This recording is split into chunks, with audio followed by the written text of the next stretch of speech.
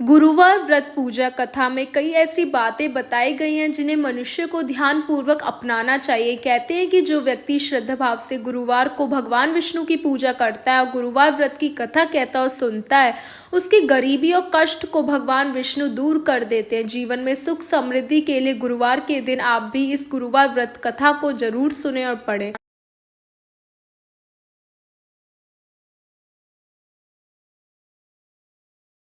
इसके बाद पूरे घर में गंगा जल छिड़के। इसके बाद पूजा घर में श्री हरि विष्णु की मूर्ति या चित्र स्थापित करें। फिर पीले रंग के गंध पुष्प और अक्षत चढ़ाएं। इसके बाद चना गुड़ और मुनक्का चढ़ाकर विधि विधान से पूजन शुरू। इसके बाद व्रत की कथा पढ़ें। कथा पढ़ने के बाद केले के पेड़ में जल चढ़ाएं। प्राचीन समय की बात है, भारतवर्ष में एक राजा राज्य करता था। वह बड़ा प्रतापी और दानी था। वह नित्य गरीबों और ब्राह्मणों की सेवा सहायता करता था। वह प्रतिदिन मंदिर में भगवान के दर्शन करने जाता था, लेकिन यह बात उसकी रानी को बिल्कुल भी अच्छी ना लगती। वह ना तो पूजन करती ना ही दान करने में उसका मन लगता। एक दिन राजा शिकार खेलने वन को गए हुए थे, तो रानी दासी महल में अकेली थी। उसी समय बृहस्पति देव साधु के रूप में राजा के महल में भिक्षा के लिए गए और भिक्षा मांगी, तो रानी ने भिक्षा देने से मना कर दिया। रानी ने कहा कि हे साधु महाराज, मैं तो दान पुण्य से तंग आ गई हूँ। इस कार्य के लिए मेरे पति देवी बहुत है। अब आप ऐसी कृपा करें कि सारा धन नष्ट हो जाए तब तथा मैं आराम से रह सकूं। साधु ने कहा, देवी तुम तो बड़ी अजीब हो। धन और संतान से कौन दुखी होता है? इसकी तो सभी कामना करते। पापी भी पुत्र धन की इच्छा करते हैं। अगर तुम्हारे पास अधिक धन है तो भूखे मनुष्य को भोजन कराओ, प्याऊ लगवाओ, ब्राह्मणों को दान दो, कुआं तालाब बावड़ी बाग बगीचा आदि का निर्माण कराओ, मंदिर पाठशाला धर्मशाला बनवाकर दान दो, निर्धनों की कुंवारी कन्याओं का विवाह कराओ, साथ ही यज्ञ आदि कर्म करो। अपने धर्म को शुभ कर्मों में खर्च करो। ऐसा करने से तुम्हारा नाम परलोक में सार्थक होगा एवं स्वर्ग की प्राप्ति होगी। लेकिन रानी पर उपदेश का कोई प्रभाव नहीं पड़ा। वह बोली, महाराज मुझे ऐसे धन की क्या ही आवश्यकता है जिसको मैं अन्य लोगों को दान दूं, जिसको रखने और संभालने में मेरा सारा समय नष्ट हो जावे। अब आप ऐसी कृपा करें कि सारा धन नष्ट हो जाए तथा मैं आराम से रह सकूं। गुरु साधु ने उत्तर दिया, यदि तुम्हारी ऐसी इच्छा है तो जैसा मैं तुम्हें बताता हूँ तुम वैसा ही करना। बृहस्पतिवार को घर को गोबर से लीप, अपने केशों को पीली मिट्टी से धोना। राजा से कहना वह बृहस्पतिवार को हजामत बनवाए। भोजन में मांस मदिरा का खाना और कपड़ा धोबिन के यहाँ धुलने डालना। ऐसा करने से 7 बृहस्पतिवार में ही आपका सारा धन नष्ट हो जाएगा। इतना कहकर वह साधु महाराज वहां से अंतर्ध्यान हो गए। इसके बाद रानी ने वही किया जो साधु ने बताया। 3 बृहस्पतिवार ही बीते थे कि उसका समस्त धन संपत्ति नष्ट हो गया और भोजन के लिए राजा रानी तरसने लगे। दिन राजा ने रानी से कहा कि तुम यहाँ पर रहो, मैं दूसरे देश में चाकरी के लिए जाता हूँ, क्योंकि यहाँ पर मुझे सभी लोग जानते हैं, इसलिए कोई भी कार्य नहीं कर सकता। देश चोरी परदेश भीख बराबर है। ऐसा कहकर राजा परदेश चला गया। वहां जंगल को जाता और लकड़ी काट कर लाता और शहर में बेचता। इस तरह जीवन व्यतीत करने लगा। इधर राजा के बिन रानी और दासी दुखी रहने लगी। किसी दिन भोजन मिलता, किसी दिन जल पीकर ही रह जाती। एक समय जब रानी और दासियों को 7 दिन बिना भोजन के हो गए तो रानी ने अपनी दासी से कहा, दासी पास ही के नगर में मेरी बहन रहती है, वह बड़ी धनवान है, तू उसके पास जा और 5 सेर बेसर मांग कर ले आ, ताकि कुछ समय के लिए थोड़ा बहुत गुजर बसर हो जाएगा। दासी रानी की बहन के पास गई। उस दिन बृहस्पतिवार था। रानी की बहन उस समय बृहस्पतिवार की कथा सुन रही थी।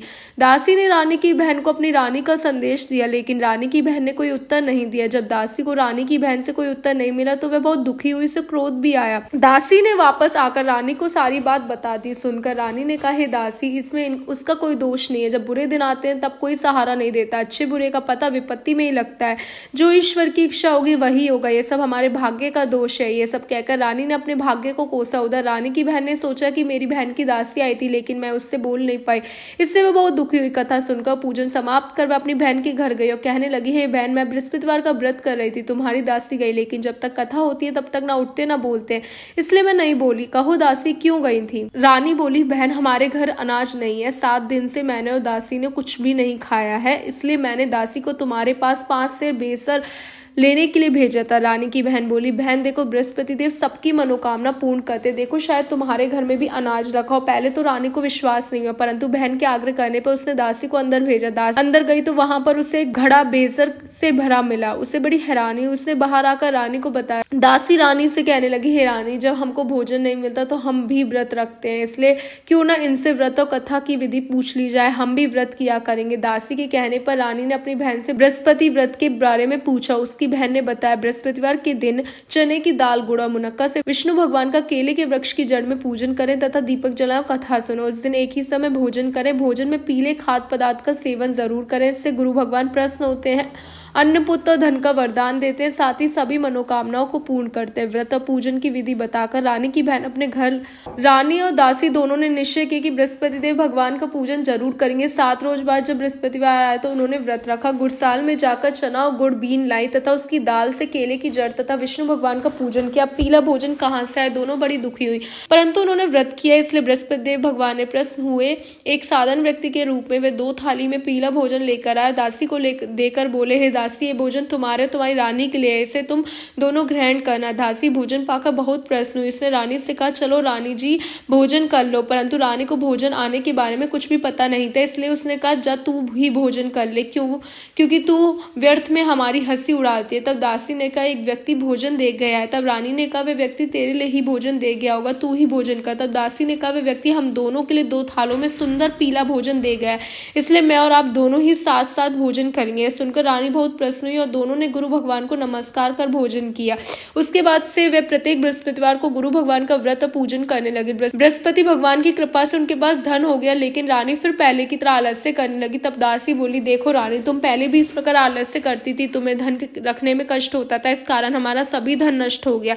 अब गुरु भगवान की कृपा से धन मिला है तो फिर तुम आलस्य करती हो। बड़ी मुसीबतों के बाद हमने धन प्राप्त किया है, इसलिए हमें दान पुण्य करना चाहिए। अब तुम भूखे मनुष्य को भोजन कराओ, प्याऊ लगवाओ, ब्राह्मणों को दान दो, कुआं, तालाब, बावड़ी और बाग बगीचा आदि का निर्माण करो, मंदिर, पाठशाला, धर्मशाला बनवाकर दान करो, निर्धनों की कुंवारी कन्याओं का विवाह कराओ, साथ ही यज्ञ आदि कर्म करो, अपने धन को शुभ कर्मों में खर्च करो, जिससे तुम्हारे कुल का यश बढ़े और स्वर्ग प्राप्त हो। पितृ प्रसन्न हो। दासी की बात मानकर रानी शुभ कर्म करने लगी, उसका यश फैलने लगा। एक दिन रानी और दासी आपस में विचार करने लगी कि ना जाने राजा किस दशा में होंगे, उनकी कोई खोज खबर नहीं है। उन्होंने श्रद्धा पूर्वक बृहस्पति भगवान से प्रार्थना की कि राजा जहाँ भी हो शीघ्र वापस आ जाए।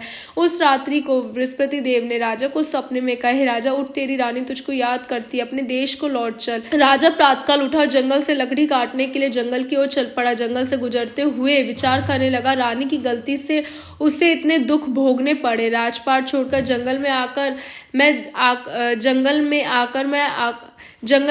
जंगल से लकड़ी काटकर शहर में बेचकर गुजारा करना पड़ा और अपनी दशा को याद करके व्याकुल होने लगा। उसी समय राजा के पास बृहस्पति देव साधु के वेश में आए। हे लकड़ारे, तुम इस सुनसान जंगल में किस चिंता में बैठे हो, मुझे बताओ। यह सुन राजा के नेत्रों में जल भर आया। साधु की वंदना कर राजा ने अपनी संपूर्ण कहानी सुना दी। महात्मा दयालु होते हुए राजा से बोले, हे राजा, तुम्हारी पति ने बृहस्पति देव के प्रति अपराध किया था, जिसके कारण तुम्हारी यह दशा हुई थी। अब तुम चिंता मत करो, भगवान तुम्हें पहले से भी अधिक धन देंगे। देखो, तुम्हारी पत्नी ने बृहस्पति देव के व्रत शुरू कर दिए।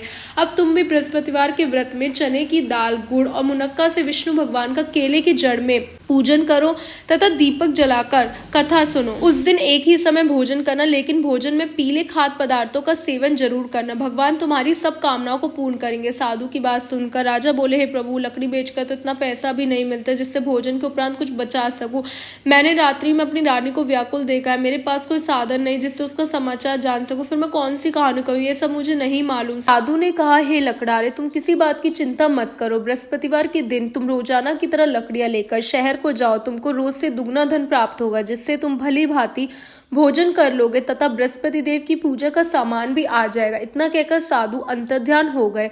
धीरे धीरे समय व्यतीत होने लगा। फिर वही बृहस्पतिवार का दिन आया। लकड़ारा जंगल से लकड़ी काटकर किसी शहर में बेचने गया। उसे उस दिन और दिन से अधिक पैसे मिले। राजा ने चना गुड़ आदि लाकर गुरुवार का व्रत किया। उस दिन से उसके सभी क्लेश दूर हो गए, परंतु जब दोबारा गुरुवार का दिन आया तो बृहस्पतिवार का व्रत करना भूल गए। इस कारण बृहस्पति भगवान नाराज हो गए। उस दिन उस नगर के राजा ने विशाल यज्ञ का आयोजन किया तथा शहर में घोषणा करा दी कि कोई भी मनुष्य अपने घर में भोजन ना बनावे, ना आग जलावे। समस्त जनता मेरे यहाँ भोजन करने आवे। इस आज्ञा को जो ना मानेगा उसे फांसी की सजा दी जाएगी। इस तरह घोषणा संपूर्ण नगर में करवा दी गई। राजा की आज्ञा अनुसार शहर के सभी लोग भोजन करने गए, लेकिन लकड़ारा कुछ देर से पहुंचे, इसलिए राजा उसको अपने साथ घर ले गया और ले जाकर भोजन करा रहे थे तो रानी की दृष्टि उस खूंटी पर पड़ी जिस पर उसका हार लटका हुआ था।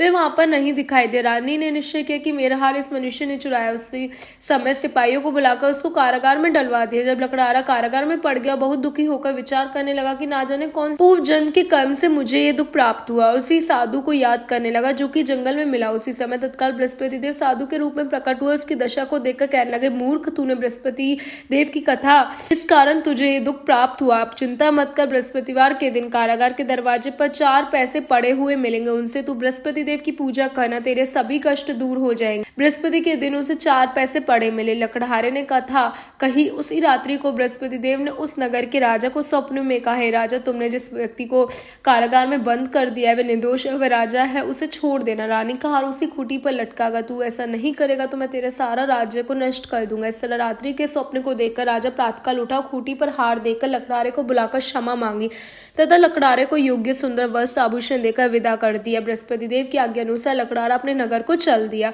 राजा जब अपने नगर के निकट पहुंचा तो उसे बड़ा आश्चर्य हुआ। नगर में पहले से अधिक बाग, तालाब, कुएं तथा बहुत सी धर्मशालाएं, मंदिर आदि बने हुए थे। राजा ने पूछा, यह सब किसका बाग और धर्मशाला? तब नगर के सब लोग कहने लगे, ये सब रानी और बांदी का है। तो राजा को आश्चर्य और गुस्सा भी आया। जब रानी ने ये खबर सुनी कि राजा आ रहे हैं तो उन्होंने बांदी से कहा, हे दासी, देख राजा हमको कितनी बुरी हालत में छोड़ गए थे, हमारी ऐसी हालत देख वह लौट ना जाए, इसलिए तू दरवाजे पर खड़ी हो जा। आज्ञा अनुसार दासी दरवाजे पर खड़ी हो गई। राजा आए तो उन्हें अपने साथ ले लाए।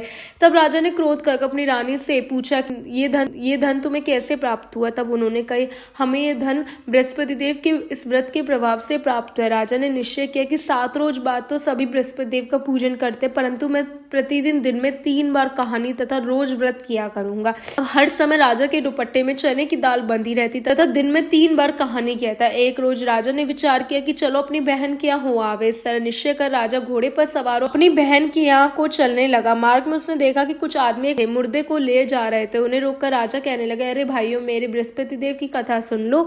वह बोले, लो, हमारा तो आदमी मर गया, इसको अपनी कथा की पढ़िए। परंतु कुछ आदमी बोले, अच्छा कहो, हम तुम्हारी कथा भी सुनेंगे। राजा ने दाल निकाली। जब कथा आदि हुई तो मुर्दा हिलने लगा और जब कथा समाप्त हुई तो राम राम कहकर मनुष्य खड़ा हो गया। आगे मार्ग में उसे एक किसान खेत में हल चलाता मिला। राजा ने उसे देखा और उससे बोले, अरे भैया, तुम मेरी बृहस्पतिवार की कथा सुन लो। किसान बोला, जब तक मैं तेरी कथा सुनूंगा तब तक 4 हरैये जोत लूंगा, जा अपनी कथा किसी और को सुना।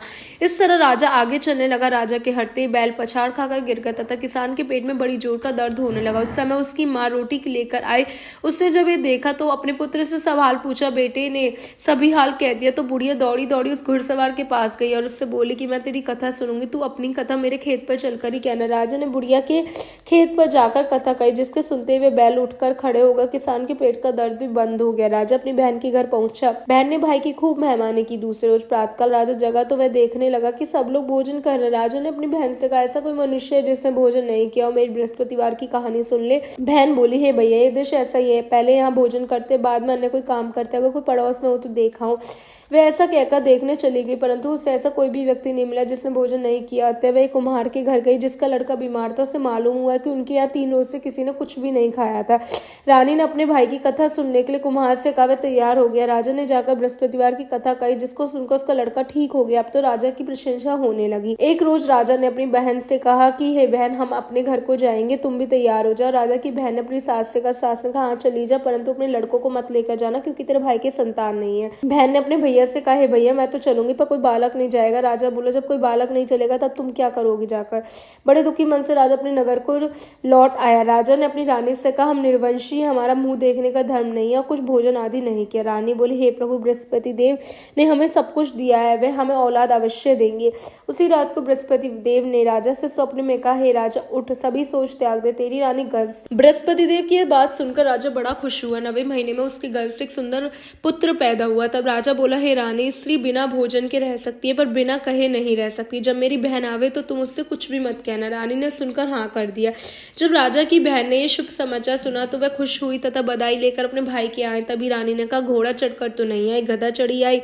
राजा की बहन बोली, भाभी, मैं इस प्रकार ना कहती तो तुम्हें औलाद कैसी मिलती? बृहस्पति देव ऐसे ही हैं जैसी जिसके मन में कामना है सभी को पूर्ण करते हैं। जो सद्भावना पूर्ण बृहस्पतिवार का व्रत करता है अथवा कथा पढ़ता है अथवा सुनता है और दूसरों को सुनाता है, बृहस्पति देव उनकी सभी मनोकामना पूर्ण करते हैं। बोलो बृहस्पति देव भगवान की जय। संसार में जो मनुष्य सद्भावना से भगवान जी का पूजन व्रत सच्चे हृदय से करते हैं तो उनकी सभी मनोकामना पूर्ण होती है। जैसी सच्ची भावना से राजा रानी ने उनकी कथा का गुणगान किया तो उनकी सभी इच्छाएं बृहस्पति देव ने पूर्ण